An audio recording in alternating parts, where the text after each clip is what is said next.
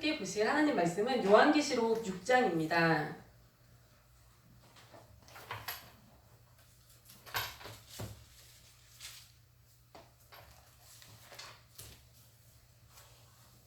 신약성경 405페이지입니다.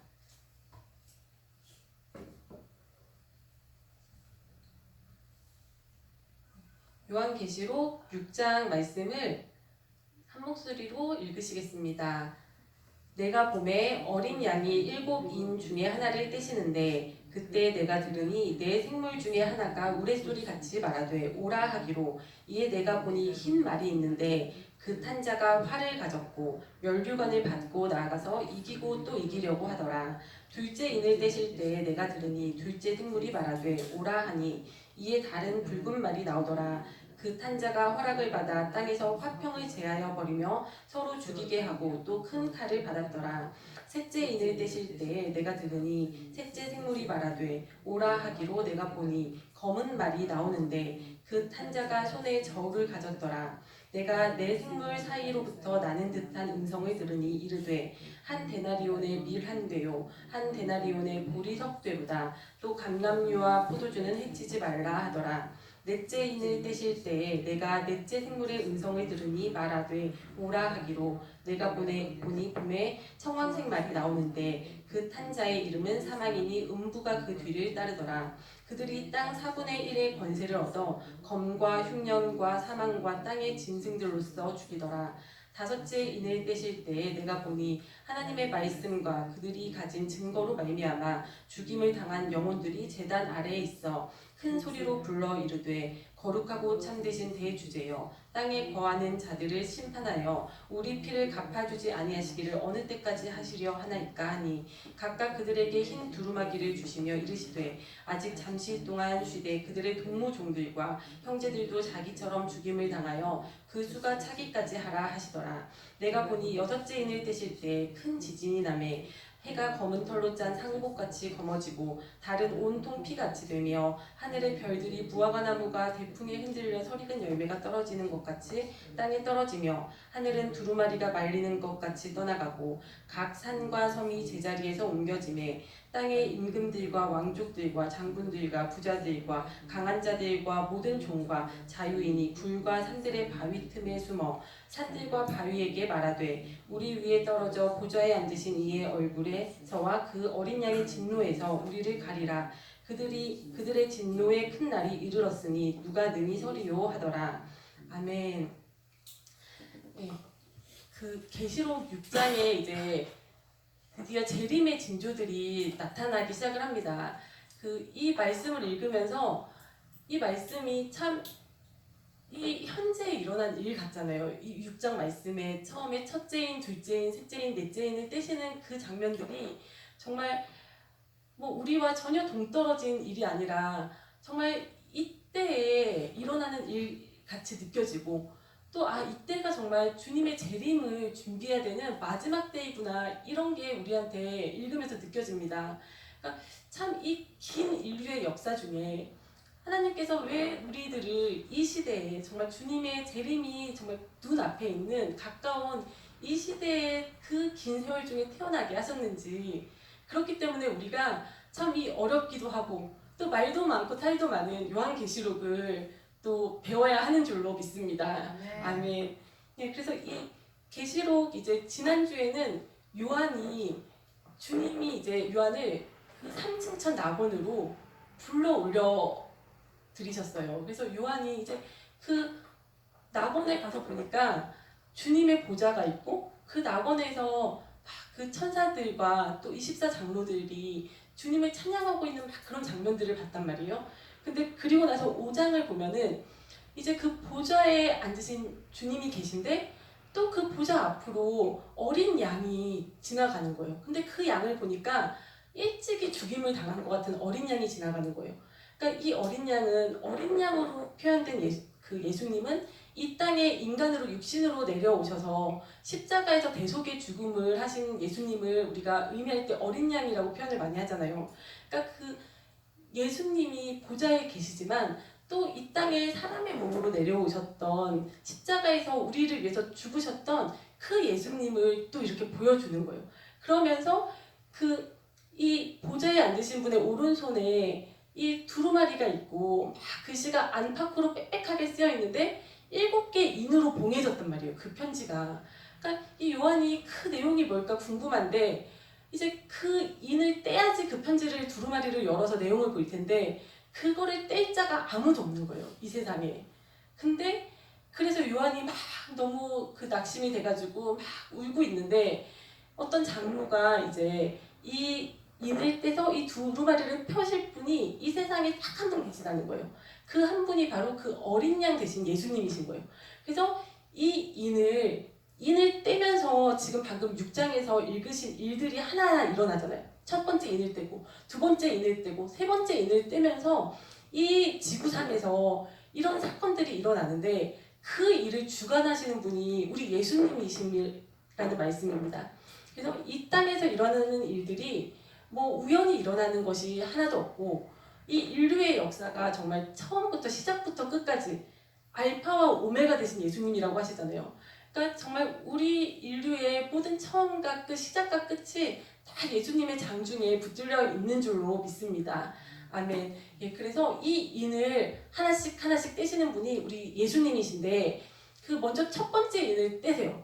그 첫 번째 인을 떼시자 이제 나타나는 것이 하얀색 말이에요. 흰 말이 나타나는데 이 흰 말이 이제 예전에는 예수님일 거라고 이제 생각하는 그런 의견들이 있었어요. 근데 그거는 왜냐면 뒤에 보면 예수님이 강림하실 때 흰 말을 타고 오시는 장면이 계시록 뒤쪽에 나오거든요. 근데 이 부분은 예수님이 아니시고 이 마태복음과 정확하게 이 계시록 6장이 정말 맞아떨어져 가면서 이 전개가 되거든요. 마태복음에서 예수님께서 이제 십자가에서 죽으시기 전에 고난주간 중에 많은 말씀을 제자들한테 하셨는데 그 중에서 이제 이 마지막 때에 대한 말씀이 그 감람산 설교입니다. 근데 그것이 마태복음 24장에 나오는데 이 24장에서 예수님께서 인간으로 오셨을 때 직접 제자들한테 하신 말씀, 마지막 때에 이런 일이 있을 거다. 내가 다시 재림해 오기 전에 이런 징조들이 있을 거다라고 말씀하신 내용이 이제 이 계시록은 주 한 95년 정도에 예수님께서 요한한테, 사도 요한한테 다시 확인을 해서 말씀을 해주시는 거잖아요. 근데 그 내용이 일맥상통한 거예요. 똑같은 거예요. 동일한 거예요. 그래서 이 첫 번째 인을 뗐을 때 나오는 흰 말은 이제 마태복음과 같이 맞추어 보면은 미혹인 거예요. 미혹. 이 미혹이라는 게 내가 그리스도라고 하면서 많은 사람들이 일어날 거다라고 말씀을 하시거든요. 마태복음에 보면. 그러니까 이런 일이 예수님께서 이 땅에 첫 번째 초림하신 그때로부터 지금까지 교회 시대 2000년 동안에 계속 있어 왔어요. 그러니까 초대 교회 때에도 막 그런 예수님은 신은 아니고 인간일 뿐이다 라는 그런 미혹의 그런 얘기도 있었고 가르침도 있었고 그리고 또 반대로 예수님은 신이다 인간이 아니다 그냥 인간처럼 보였을 뿐이지 예수님은 완전하신 신이지 인간은 아니다 라는 그런 미혹의 가르침도 있어 왔어요. 그리고 또 내가 그리스도라 하는 수많은 사람들이 우리나라만 해도 엄청 많대잖아요. 자기가 그리스도라고 주장하는 사람들이. 그러니까 그런 일들이 끊임없이 있어 왔는데 그러한 미혹이 지금 이 시대에는 절정에 이른 거예요. 그 도가 점점 지나쳐져서 그 1960년대에 바티칸 II 공의회라는 곳에서 이제 로마 카톨릭에서 이제 천명을 한 거예요. 공식적으로 모든 종교는 하나다 똑같다. 그래서 다른 타종교에도 구원이 있다라고 인정을 한 사건이 그 한 5, 60년 전에 60년, 70년 전에 일어난 거거든요.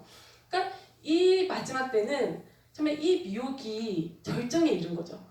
그리고 나서 이제 예수님께서 어린 양 되신 예수님께서 두 번째 인을 떼시는데 이제 그리고 나서 나타나는 것이 붉은 말인 거예요. 근데 이 붉은 말은 칼을 들고 이제 전쟁의 재앙인 거예요. 전쟁이 나는 거예요. 이게 마태복음 24장에서도 순서가 이렇게 동일하게 나옵니다. 미혹이 있었고, 그 다음에 있고, 그리고 난리와 난리의 소문이 있고, 또 민족이 민족을, 나라가 나라를 서로 대적하며 일어나고, 이런 전쟁이 일어난다는 거예요. 그리고 이제 세 번째 인을 떼시자 나타나는 것이 검은 말인데, 이 검은 말은 손에 저울을 들고 있어요. 그래서 지금 본문에서 나오는 말이 한 데나리온의 밀 한 대요. 또 한 데나리온의 보리 석대로다 이런 말이 나오잖아요. 근데 이것이 참 지금 이 시기에 마치 벌어지는 일 같아요. 왜냐면 지금 우리가 여러 전쟁이 있었지만 뭐 세계 1, 2차 세계대전도 있고 각 지역에서 또 막 전쟁이 끊임없이 이 역사 동안 일어났지만 또 가장 최근에 우리가 눈으로 보고 아는 전쟁이 지금 우크라이나 전쟁이잖아요. 근데 우크라이나가 밀의 1위 생산국이래요. 그래서 이 전쟁으로 인해서 밀값이 지금도 폭등을 했는데 이제 내년이 되면 더 오른대요. 그리고 보리 가격이 오르고 이 일이 지금 말씀 그대로 지금 우리가 사는 이 시대에 일어나고 있는 것입니다. 그리고 이 네 번째 인을 뗄 때에 청황색 말이니까 녹색 말이 나타나는데 이 녹색 말의 탄자의 이름이 사막이래요. 그래서 이 지구상의 모든 인류의 4분의 1을 죽일 수 있는 권세를 가졌다고 합니다.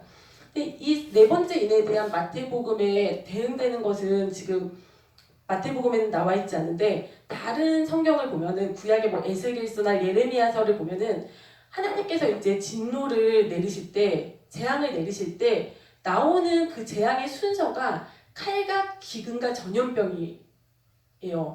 칼과 기근과 전염병으로 이 사람들을 치시거든요.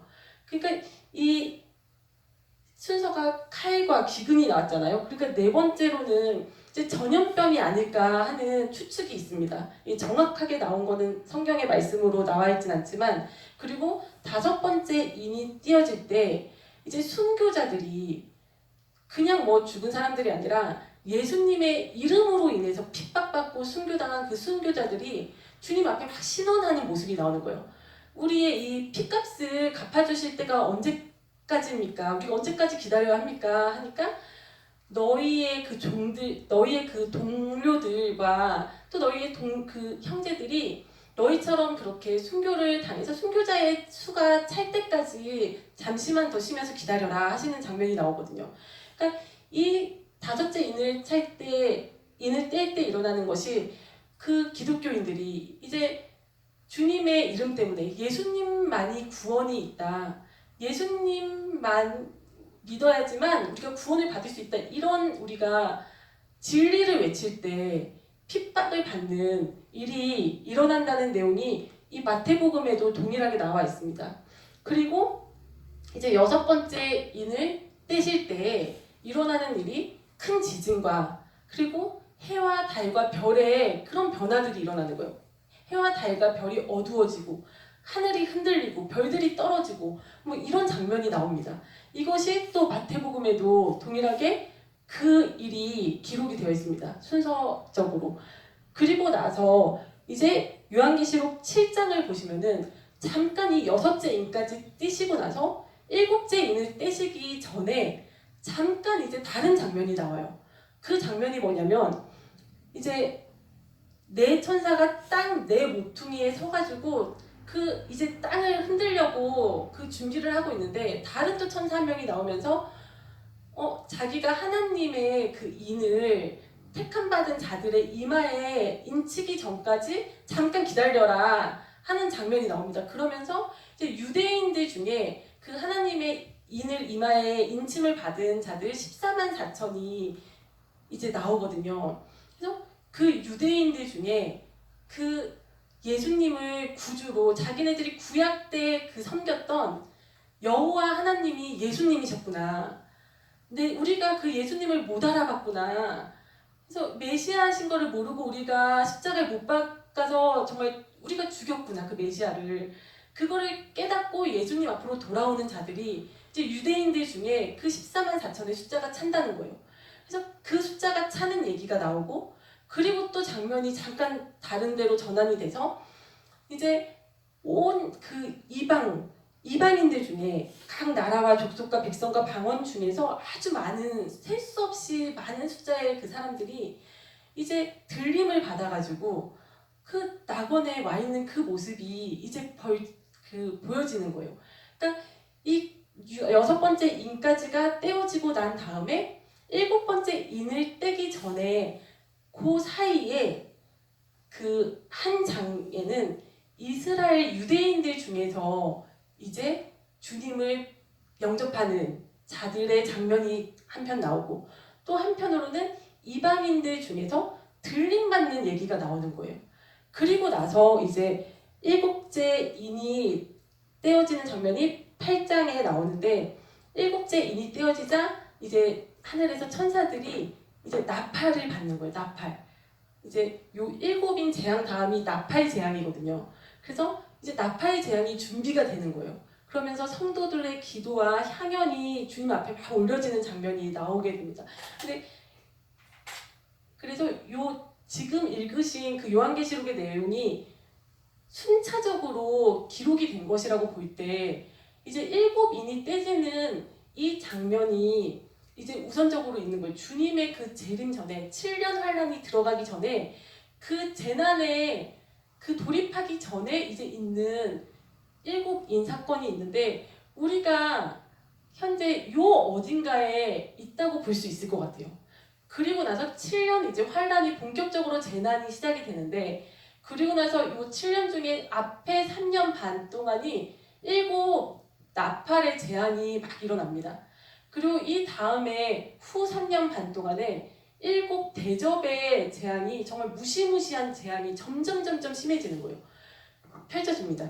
이게 산고의 고통이라고 그랬거든요. 이 재난이라는 말의 뜻이 그 원어로는 오딘이라는 말이래요. 근데 그 오딘이라는 단어가 여자들이 이제 애 낳을 때 해산의 고통을 말하는 거예요. 근데 진짜 애를 낳을 때 여자분들은 겪어보신 분들은 겪어보셨겠지만 정말 그 애가 나오기 직전으로 가면 갈수록 고통이 강도가 세지고 시간도 짧아지고 이러잖아요. 정말 갈수록 고통스럽다가 정말 이제 정말 하늘이 노래질 때 애가 나오잖아요. 그런 것처럼 점점 이제 우리가 지금 만약에 우리가 이 정도 시기에 있다면 우리가 지금 느끼고 있는 이 고통보다 강도가 점점 세지다가 이제 정말 드디어 이 7년이 끝났을 때 이제 예수님께서 이 땅에 다시 재림을 하시게 되는 겁니다. 그러면서 이제 이 두 짐승 세력이 불못에 던져지고 사탄은 옥에 잠시 1000년 동안 가두어지고 그리고 나서 천년왕국이 1000년 동안 이제 펼쳐지고 그리고 천년왕국이 끝날 때 잠깐 이제 옥에 갇혔던 지옥에 갇혀있던 사탄을 잠깐 풀어줘서 또 한 번 전 세계적인 전쟁이 벌어지고 나서 그 사탄을 이제 써먹을 만큼 써먹고 나서 사탄은 불못에 던져버리고 이제 이 세상은 끝나고 정말 새 하늘과 새 땅으로 들어가는 것이 이제 이 성경의 요한계시록의 큰 줄거리예요. 근데 참 우리가 만약에 이곳에 어딘가에 우리가 있다면 지금 현재 우리는 뭘 준비해야 되나 그게 중요한 거잖아요. 사실 이거 지식적으로 이거를 알아도 그 지식으로 우리가 알아서 뭐에 쓰겠어요. 그래서 우리가 어떻게 해야 되는데 지금 우리가 뭘 준비해야 되는데 이게 중요하잖아요. 그래서 지금 만약에 지금 말씀드린 대로 이렇게 환란으로 들어간다면 우리는 뭘 준비해야 되는가. 근데 그 전에 한 가지 또 잠깐 말씀드릴 게 요 들림이라는 사건이 지금 제가 말씀드린 걸로는 왜냐면 이 요한계시록을 해석하는 거나 이 종말에 대한 학설이 막 되게 복잡한 것 같아요. 그래서 저는 나름대로 이렇게 정리를 했어요. 저는 나름대로 이렇게 정리를 해서 이 여섯째 인까지가 떼지고 나서 예수님이 일단은 공중으로 원래 3층천에 계시다가 보좌에 계시다가 예수님이 그 보좌채로 이 공중으로 내려오신 거예요. 땅까지 지구까지는 안 내려오시고 그래서 공중으로 재림을 하실 때에 이제 신부된 크리스찬들이 들림을 받는 사건이 이 공중 재림 때에 이 들림이 일어난다고 저는 저는 이렇게 받아들였거든요. 그래서 이때 우리가 들림이 있다면 들림 받는 자가 돼야 되잖아요. 들림을 받아서 이 7년 환란, 이 정말 무시무시한 일곱 나팔과 일곱 대접의 심판을 우리가 피해야 되잖아요. 그러면 뭐를 준비해야지 우리가 이렇게 들림을 받을 수 있느냐? 이것이 중요할 것 같아요. 그리고 만약에 또 다른 의견들이 있어요. 다른 학설이 있는데 이 네 번째 인까지가 이제 재림 전의 징조다. 그리고 이 다섯 번째 인인 여기 이 전 3년 반에 이 다섯째 번째 인은 여기 해당되는 거다라는 의견이 있어요. 그리고 여섯 번째 인은 이 후 3년 반의 이야기다. 그래서 다섯 번째 인 안에 약간 이야기 속의 이야기 구조로 다섯 번째 인이 떼어지는 그 이야기 안에 7 나팔 심판이 들어가 있는 거고 또 여섯 번째 인이 떼어지는 그 이야기 안에 7 대접 심판이 들어가 있는 거다. 액자 구조로 그런 주장이 있어요. 그렇게 얘기한다면 여섯째 인이 떼어지고 나서 재림 사건이 있잖아요. 들림 사건이 있잖아요. 그렇게 이해를 한다면 들림이 여기 있는 거예요. 들림이 7년 환란을 다 통과한 다음에 들림 사건이 있는 거예요. 그러면 만약에 이 말이 맞다면 그러면 어쨌든 우리가 7년 환란을 통과해야 되는 입장이 된다면 이 힘든 시기를 어떻게 배도하지 않고 주님을 정말 순교할 각오로 어떻게 이 시기를 어려운 시기를 통과할 것인가 이런 문제가 우리한테 있는 거예요.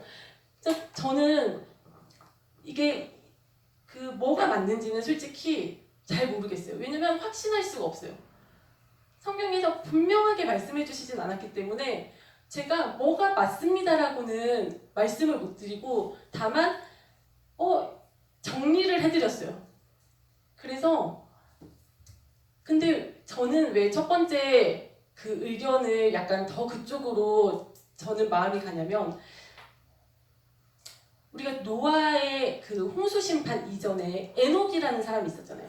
근데 에녹이라는 사람이 그 홍수 전에 심판 이전에 들림을 받았거든요. 에녹이라는 사람이 하나님과 항상 매일매일 동행하다가 죽음을 겪지 않고 들림을 받았다는 내용이 나오거든요. 창세기에. 그러면 이 에녹이 들림받는 자들의 그 예표라면 그 심판 전에 노아 홍수 전에 들림을 받았잖아요. 그리고 노아의 경우도 그 심판, 노아 홍수 그 심판 때에 그 전에 방주에 올라탔잖아요. 예수님 안에 예수님을 상징하는 그 방주에 올라탔잖아요. 그리고 또 롯의 경우도 아브라함의 조카 롯의 경우도 그 소돔과 고모라가 멸망당하기 전에 소돔이 멸망당하기 전에 빼내졌잖아요. 롯이. 그런 걸로 보면은 7년 환란 전에 들림 사건이 있는 게 맞지 않을까. 그래서 저는 이쪽이 더 맞지 않을까 생각을 합니다. 하지만 또 7년 환란 후에 들림이 있을 수도 있죠. 왜냐면 그 방주가 어쨌든 그 홍수 기간 동안에 그 물에 떠다녔잖아요. 그런 걸로 보면은 우리가 7년 환란을 겪을 수도 있죠. 하지만 주님의 보호하심이 있겠죠. 왜냐면 죽으신 하나님이 아니고 살아계신 하나님이시고 주님의 그 자녀들을 지켜주시고 보호해주실 전지전능하신 주님이시기 때문에 우리가 정말 중요한 거는 내가 들림이 정말 뭐 환란 전에 있든 7년 환란 후에 있든 그것보다 더 중요한 것은 전에 있든지 후에 있든지 어떤 경우가 되든지 내가 먼저 정말 주님의 신부된 영성이 있어야겠구나. 우리 모두가. 그래서 환란 전에 들림 사건이 있다면 내가 들림받는 자가 돼야겠구나. 얼마나 정말 감사해요. 축복이에요. 이 지구상에 있는 그 심판들을 면할 수 있으니까. 그리고 만약에 7년 환란을 통과해야 되는 그런 경우라도 정말 내가 정말 이 어려운 시기에도 순교를 하면 했지 주님 배반하지 않을 수 있는 그런 우리가 신앙을 갖춰놔야 되잖아요. 그것이 우리가 준비해야 될 거라고 믿습니다. 그래서 계시록 이제 뒤에 보면은 이런 신부된 자들의 영성을 적어놓은 게 있는데 한번 읽어드려 볼게요. 이 사람들은 어떤 사람들이냐면 여자와 더불어 더럽혀지지 아니하고 순결한 자라 어린 양이 어디로 인도하든지 따라가는 자며 사람 가운데서 속량함을 받아 처음 익은 열매로 하나님과 어린 양에게 속한 자들이니 그 입에 거짓말이 없고 흠이 없는 자들이더라 라고 나와 있습니다. 어린 양이 진짜 어디로 끌고 가든지 정말 우리 주님 예수님께 붙들려서 정말 어디든지 가는 자들이 우리 모두 다 되기를 축원합니다. 그리고 또 데살로니가 전서에 보면은 바울이 이 데살로니가 교회에도 되게 막 그런 갈등이 있었나 봐요. 부활에 대해서 또 주님의 재림에 대해서 마지막에 대해서 종말에 대해서 막 사람들이 혼란스러워하고 갈등이 있었던 거예요. 그랬더니 바울이 이제 데살로니가 교회 교인들한테 편지를 쓰면서 이제 형제들아 이 재림의 때와 또 이 들림의 사건에 대해서 막 얘기를 해줘요. 주께서 호령과 천사장의 소리와 하나님의 나팔 소리로 친히 하늘로부터 강림하시리니 그러면서 그때 그리스도 안에서 죽은 자들이 먼저 일어나고 또 우리 살아남은 자들도 그들과 함께 구름 속으로 끌어올려 공중에서 주를 영접하게 하시리니 이러면서 이 들림의 사건을 이제 교인들한테 설명을 해주고 그리고 나서 얘기하는 게 형제들아 그 때와 시기에 관해서는 너희에게 쓸 것이 없다. 때와 시기는 알 수 없다 우리가. 그러면서 이제 그러나 깨어 있으라고 합니다. 깨어 있으라고 하고 또 그들에게 권면하는 말이 이제 우리 가운데서 그 지도자들이 있을 거 아니에요. 공동체 안에 있는 그 지도자들, 그 수고하고 주 안에서 너희를 다스리며 권하는 자들을 너희가 사랑 안에서 가장 귀히 여기며 또 너희끼리 화목하라고 합니다. 이 공동체 안에서 지도자를 귀히 여기고 또 우리 믿는 형제 자매들끼리 공동체 안에서 화목하라고 해요. 그러면서 또 게으른 자들을 권계하고 약한 자들을 격려하고 힘이 없는 자들을 붙들어주며 또 모든 사람에게 오래 참으라. 그것이 우리가 마지막 때에 정말 우리가 뭐 곧 재난이 닥칠 텐데 금을 사고 막 식량을 사놓고 라면을 쌓아놓고 그런 것보다 더 중요한 거는 우리가 그 준비가 되어 있어야 된다는 겁니다. 우리의 영이 먼저 준비가 되어 있어야 된다는 겁니다. 그러면서 항상 기뻐하라, 쉬지 말고 기도하라, 범사에 감사하라 이 유명한 말씀이 나오고 또 이제 보시면 영과 너희의 영과 혼과 몸이 우리 주 예수 그리스도께서 강림하실 때에 흠 없게 보존되기를 원하노라 이렇게 얘기를 합니다. 그러니까 우리의 영이 우리가 구원받고 정말 성령님께서 우리 안에 들어오시잖아요. 근데 그 영이 흠없게 보존되기를 원하고 또 우리의 혼이 정말 구원받고 나서 거기서 멈추는 게 아니라 제자리가 아니라 구원받고 나서 우리가 혼의 그 쓴뿌리들을 씻어내면서 성화가 돼야 되잖아요.